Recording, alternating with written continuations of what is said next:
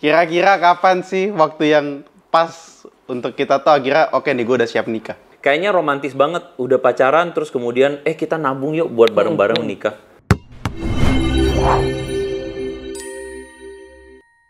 Kalian tahu nggak lagu terbaik dalam pernikahan apa? Apa tuh? Beautiful in White. Bukan. Jawabannya adalah You Raise Me Up. You raise me up so I can nikah on the mountain. Ya betul. Kenapa? Jawabannya ada di Koko Kepo.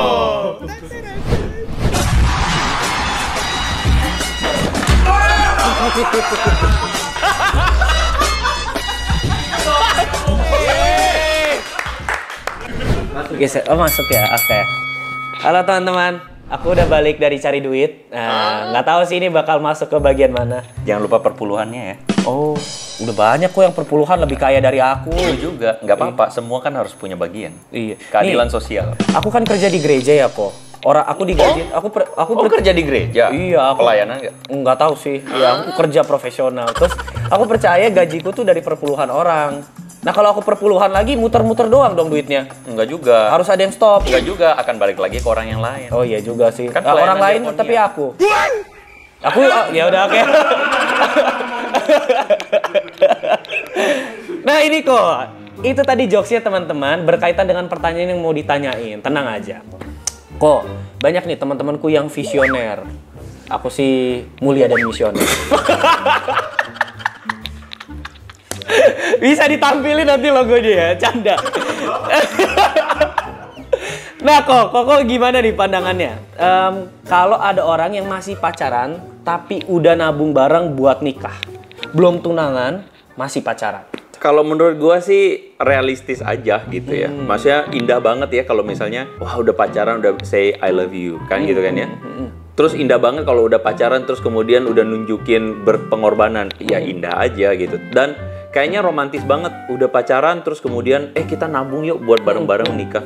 Enggak apa-apa, tapi realistis gitu. Realistis karena sadarilah bahwa kita ini manusia biasa yang dalam perjalanan komitmen pacaran itu sangat amat mungkin untuk menyudahi relasi. Karena apa? Karena terlalu banyak faktor eksternal yang kita tidak mean it di awal dan kita tidak sangka. Sehingga gini, gue ngomong tentang manajemen risiko. Artinya kalau misalnya terjadi misalnya hubungan tersebut kandas, repot tuh nanti. Kan udah nabung bareng. Terus di tabungannya mau digimanain kan gitu kan. Mau perpuluhan. Jangan lagi. Dong. Ya kan? Nah maksudnya itu kalau gue menyarankan sih mending nggak usah gitu. Mending nggak usah. Tapi kalau misalnya mau nabung untuk kan mungkin ya harapannya adalah meskipun putus tapi kan nanti akan menikah dengan either dengan dia lagi.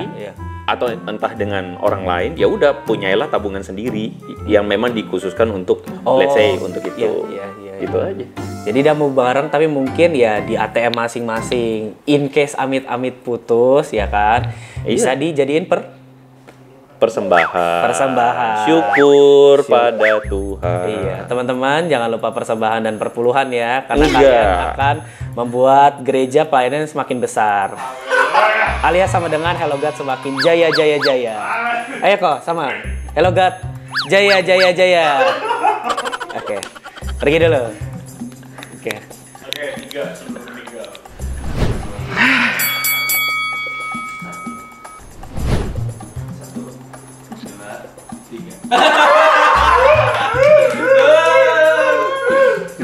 Berasa kayak lagi di dahsyat. Kita coba deh, kita tanya tapi gak ada punchline-nya lucu atau enggak. Kok, kira-kira kapan sih waktu yang pas untuk kita tuh akhirnya oke nih gue udah siap nikah?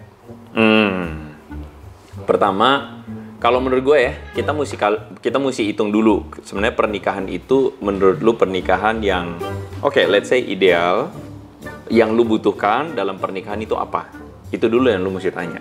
Ya kan? Karena kan masing-masing orang itu sebenarnya harus mempertanyakan ketika kita menikah itu kan artinya kita sudah tidak lagi hidup sendiri. Kita udah bareng orang lain dalam menjalani hidup sampai akhir. Itu kan ide paling basicnya seperti itu.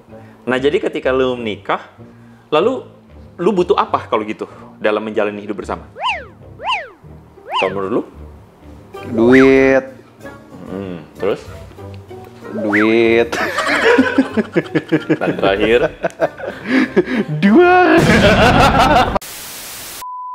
Iya, gue rasa kan nggak sesimpel itu ya, maksudnya. Kalau misalnya dalam teori needs, human needs, sebagai anak psikologi Anda pasti tahu. Abraham Maslow. Iya. Itu kan ada pada tataran paling bawah. Ya menurut gue itu bukan sesuatu yang harus kita abaikan. Itu benar harus kita perhitungkan. Artinya kalau menikah, artinya pengeluaran bersama. Nanti kemudian jika nanti punya anak, nanti butuh uang pendidikan, butuh untuk punya rumah sendiri, butuh untuk punya. Karena bagi gue tuh menikah itu adalah lu ambil satu tanggung jawab untuk lu saling memelihara. Dan apalagi kalau lu sebagai seorang laki-laki, ya lu kayaknya nggak boleh menyangkali peran lu sebagai seorang yang providing for your family kan.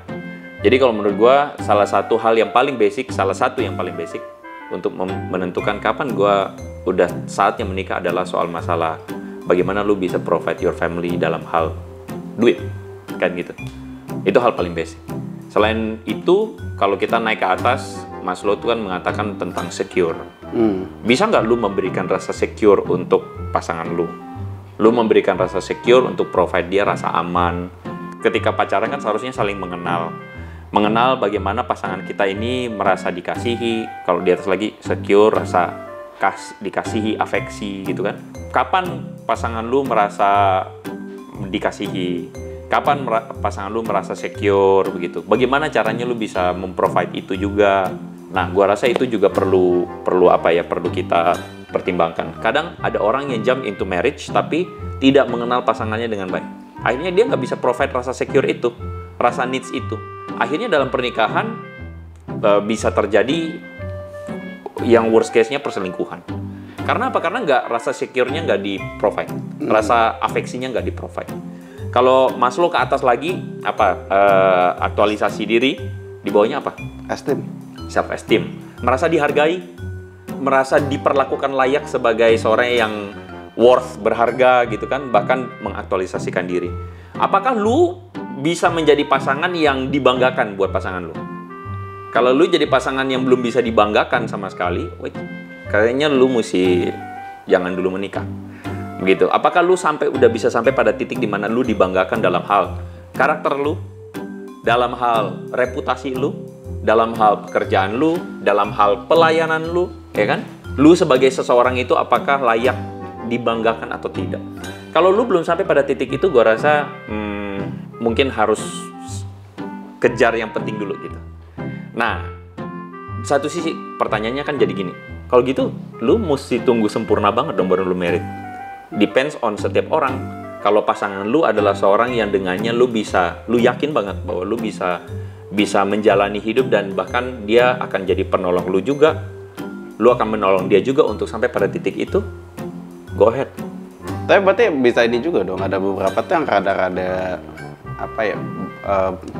bukan ngeramal ya, tapi masa kayak ngelihat, masa kayak dia saat ini misal secara finance belum cukup banget, tapi dia ngelihat pasangannya nih, oh ini orang punya potensinya bahwa nanti bakal bisa ngecukupin. Kalau gitu nggak apa-apa nggak? Atau beneran mesti tunggu dulu nih, baru benar-benar udah ada uangnya gitu, baru benar-benar udah ada rasa secure-nya, udah ada apanya gitu, baru jalanin.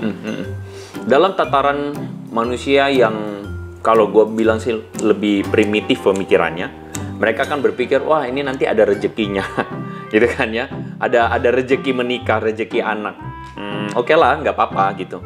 Tapi kalau menurut gue sih, artinya gini, gue menempatkan diri jadi kind of orang tua misalnya, terus anak gue akan mau dinikahi, katakanlah sama si calonnya.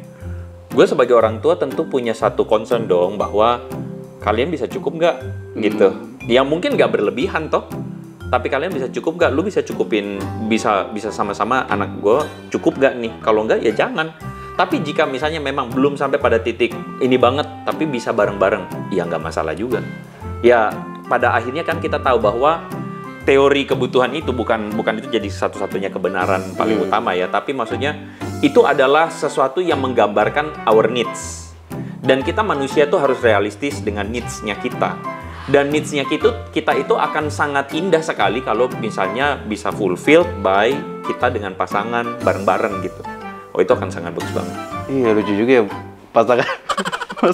pasangan datang ke orang tuanya gitu, ke mertuanya kayak saya pengen nikahin anaknya gitu. Memang kamu bisa kasih apa?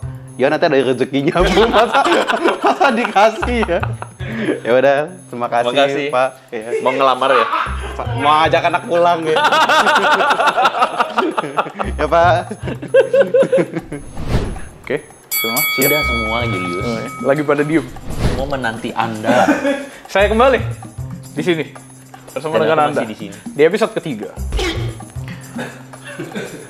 Sama balik lagi kita akan membahas tentang persiapan menikah. Kok hari ini gue nggak ada ayat karena ayatnya nggak ketemu. Jadi teman-teman, di Indonesia, di negara kita tercinta, di sini ada banyak gereja yang apa sih sebutannya? Pranikah. Betul, tapi gue pakai kata lain yang merestui hubungan pernikahan, yang mempersiapkan, merestui dan juga memberkati. Bagus tuh. Semua gereja-gereja di Indonesia banyak yang punya kuasa itu. Dan juga gereja-gereja banyak yang ada yang namanya kelas pranikah. Kelas sebelum nikah. Makanya namanya kelas pranikah. Maka itu supaya menikah kita harus ikut kelas pranikah. Gue ulang terus. Ada netizen kesel. Ada netizen kesel. Nah, sebenarnya yang bikin penasaran tuh kalau kelas pranikah sebenarnya bisa disebut sebagai sekolah sebelum menikah nggak sih? Kayak kita harus ikut dulu sekolahnya, baru lu boleh nikah, atau enggak lu nggak perlu ikut sekolah itu belum tetap boleh nikah. Di iman kita ya.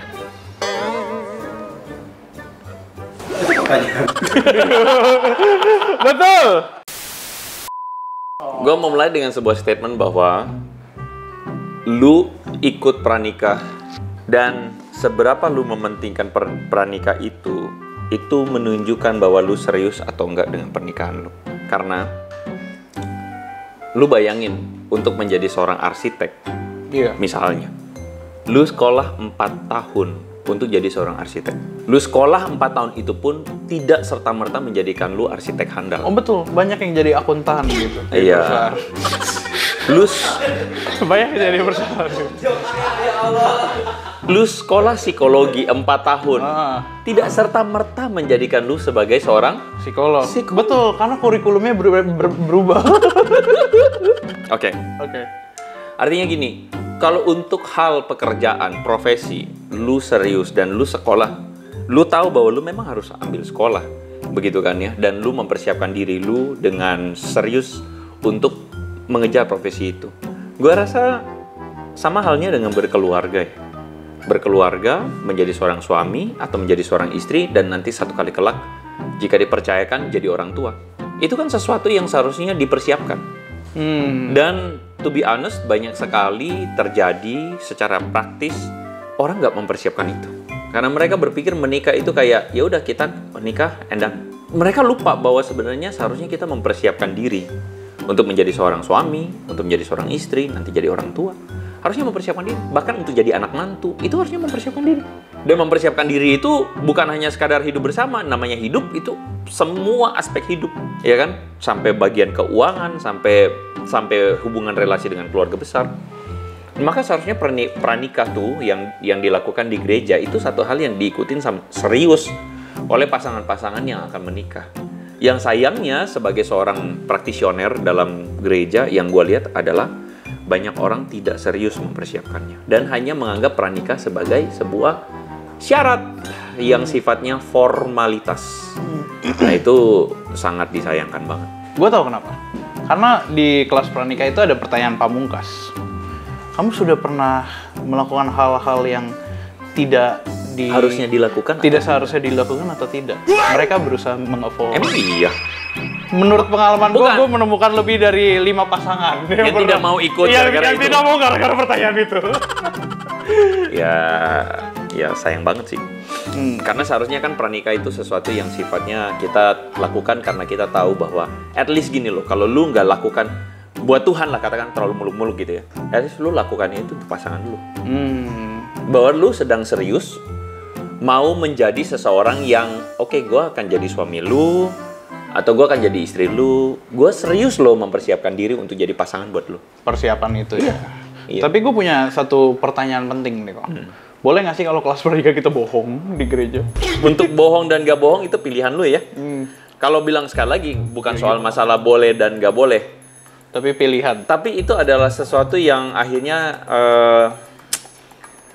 yang nggak tahu, lu sama pasangan di depan pasangan lu terus kemudian lu berbohong, nggak tahu sih, lu bangga nggak sih? Kesepakatan bersama. Kesepakatan bersama tuh bohong.